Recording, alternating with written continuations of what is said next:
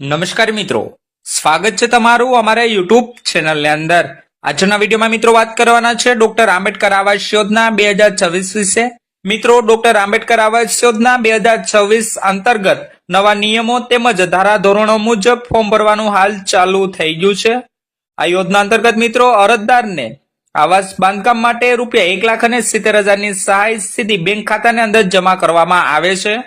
આજના વિડીયોમાં મિત્રો આ ડોક્ટર આંબેડકર આવાસ યોજના 2024 ને લગતી સંપૂર્ણ માહિતી આપણે મેળવવાના છે।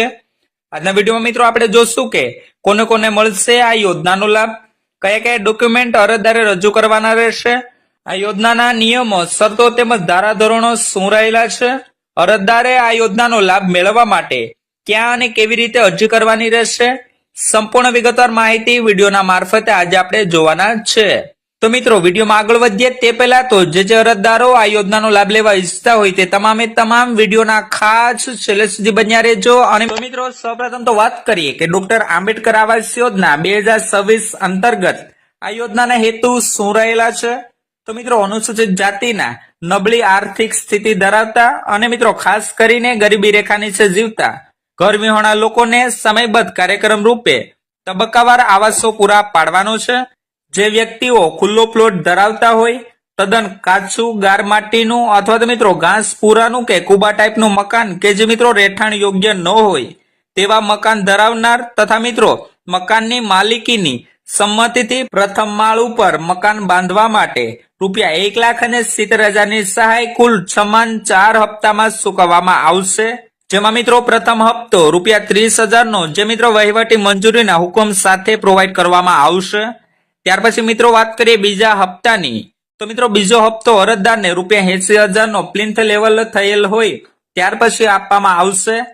ત્યાર પછી મિત્રો વાત કરીએ ત્રીજા હપ્તાની, તો મિત્રો ત્રીજો હપ્તો છે જે ₹50,000 નો આપવામાં આવશે। ત્રીજો હપ્તો મિત્રો રૂફ કાસ્ટ લેવલ પૂર્ણ થયા પછી અરજદારને આપવામાં આવશે।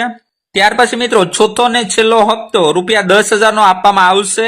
આ ચોથો હપ્તો મિત્રો શૌચાલય સહિતનું બાંધકામ પૂર્ણ થયા પછી અરજદારને પ્રોવાઈડ કરવામાં આવશે। તો મિત્રો આ રીતે કુલ 4 સમાન હપ્તામાં અરજદારને ₹1,70,000 ની રાશિ આપવામાં આવશે। ત્યાર પછી મિત્રો વાત કરીએ આ યોજનાના નિયમો અને શરતો શું રહેલી છે એમના વિશે। તો મિત્રો લાભાર્થી દ્વારા અથવા તો મિત્રો લાભાર્થીના અન્ય કુટુંબના સભ્ય દ્વારા સરકાર શ્રી દ્વારા અમલિત અન્ય કોઈ પણ આવાસ યોજના હેઠળ લાભ લીધેલ ન હોવો જોઈએ। ગ્રામ્ય વિસ્તાર અને મિત્રો શહેરી વિસ્તારમાં વાર્ષિક આવક ₹6 લાખથી વધુ ન હોવી જોઈએ। મકાનની સહાય રકમ ₹1,70,000 ની રહેશે। વધુમાં મિત્રો શૌચાલય માટે જેમને ₹12,000 ની સહાય મળવા પાત્ર હોય તેમને અલગથી તે યોજનાના નિયમો પ્રમાણે મળવા પાત્ર થશે।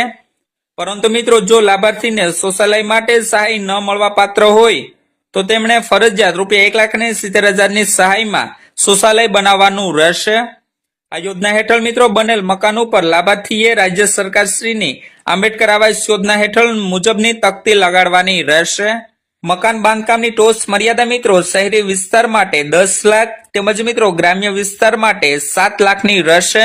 શહેરી વિસ્તાર માટે એફોર્ડેબલ હાઉસિંગ સ્કીમ હેઠળ આપવામાં આવતી સહાયમાં ઉપરની ટોચ મર્યાદા લાગુ પડશે નહીં। એટલે કે મિત્રો જે તે યોજના હેઠળ જે ટોચ મર્યાદા હશે તે લાગુ પડશે। મકાન સહાયના પ્રથમ હપ્તાની ચુકવણી કર્યા પછી મિત્રો 2 વર્ષની અંદર અરજદારે મકાનનું બાંધકામ પૂર્ણ કરી લેવાનું રહેશે। લાભાર્થીની ઉંમર ઓછામાં ઓછી 21 વર્ષની હોવી જોઈએ। તો મિત્રો આ આંબેડકર આવાસ યોજના 2026 અંતર્ગત નિયમો અને શરતો આ રહેલી છે। હવે મિત્રો છેલ્લે વાત કરીએ કે ડોક્ટર આંબેડકર આવાસ યોજના 2026 અંતર્ગત અરજદાર મિત્રોએ કયા કયા ડોક્યુમેન્ટ રજૂ કરવાના રહેશે। તો મિત્રો અરજદારનું આધાર કાર્ડ, અરજદારનું રેશન કાર્ડ, અરજદારની જાતિ પેટા જાતિનો દાખલો, અરજદારની કુલ વાર્ષિક આવકનો દાખલો, રહેઠાણનો પુરાવો જેમાં મિત્રો વીજળી બિલ, લાયસન્સ, ભાડા કરાર, ચૂંટણી કાર્ડ, રેશન કાર્ડ કોઈ પણ પૈકી એક ચાલશે। ત્યાર પછી મિત્રો જમીન માલિકીનો આધાર જેમાં મિત્રો દસ્તાવેજો, આકારની પત્રક, હક પત્રક, સનદ પત્રક જે લાગુ પડતું હોય તે। ત્યાર પછી મિત્રો બેંક પાસબુકના પ્રથમ પાનાની નકલ અથવા તો મિત્રો રદ કરેલ ચેક અરજદારના નામનું હોવું જોઈએ। પતિના મરણનો દાખલો, આ નિયમ મિત્રો વિધવા બાયો માટે લાગુ પડશે।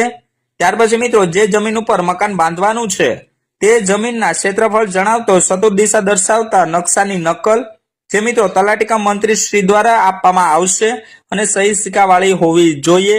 તેમજ મિત્રો ચૂંટણી ઓળખ પત્રક, મકાન બાંધકામ ચિઠ્ઠી, અગાઉ વિભાગની આ યોજનામાં તથા મિત્રો અન્ય વિભાગ હસ્તકની ગૃહ નિર્માણ યોજના હેઠળ લાભ લીધેલ ન હોય તે અંગેનું નિયત બાહેધરી પત્રક, તેમજ મિત્રો જે જગ્યાએ મકાન બાંધવાનું છે તે જગ્યાનો ખુલ્લો પ્લોટ જર્જરિત મકાનનો ફોટો તમારી સાથે હોવો જોઈએ, એટલે અરજદારનો હોવો જોઈએ. તો મિત્રો આટલા ડોક્યુમેન્ટ અરજદારે રજૂ કરવાના રહેશે. ક્યાં રજૂ કરવાના રહેશે? તો મિત્રો આમની ઓફિશિયલી વેબસાઇટ ઉપર જઈ અને તમારે આવેદન કરવાનું રહેશે. આમની ઓફિશિયલી વેબસાઇટનું નામ છે issamaskalyan.gujarat.gov.in. આમની ઉપર જઈ અને મિત્રો તમારે આવેદન કરી દેવાનું રહેશે. મિત્રો હાલ આંબેડકર આવાસ યોજના 2024 ને લઈને આવેદન પ્રક્રિયા ચાલુ છે.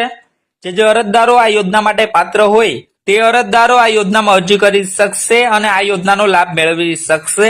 આ યોજના અંતર્ગત મિત્રો આવાસ બાંધકામ માટે અરજદારને ₹1,70,000 રૂપિયાની સહાય આપવામાં આવે છે, જે મિત્રો કુલ સમાન 4 હપ્તાની અંદર આપવામાં આવશે.